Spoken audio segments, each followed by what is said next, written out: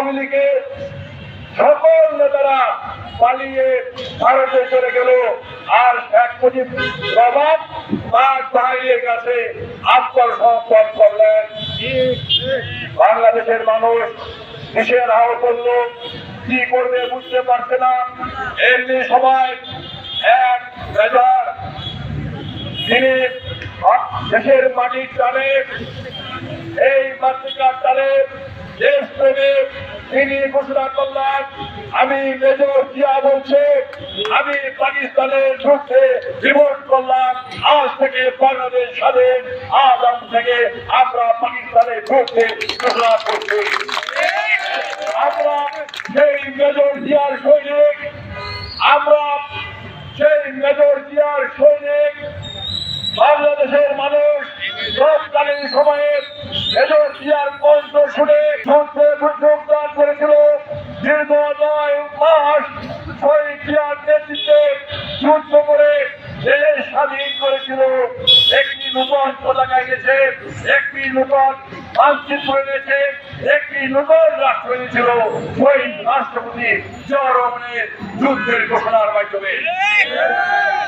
সেইভাবেই 2024 সালে আমরা দীর্ঘ 16 বছর শেখ হাসিনার বিরুদ্ধে তারেক রহমানের নেতৃত্বে আন্দোলন সংগ্রাম করেছে।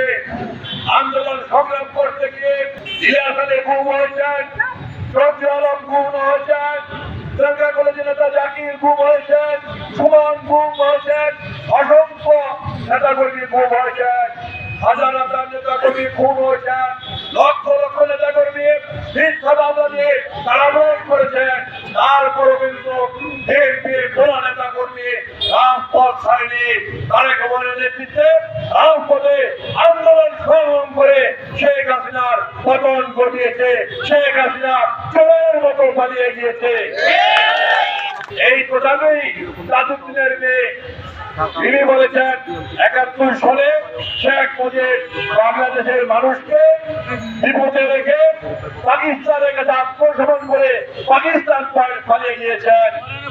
আর 24 সালে শেখ হাসিনা বাংলাদেশের মানুষকে বিপদে রেখে তিনি ভারতে পালিয়ে গিয়ে আশ্রয় গ্রহণ করেছেন এবং দুজনে কিন্তু কাপুরুষের মতো পালিয়ে গিয়েছেন।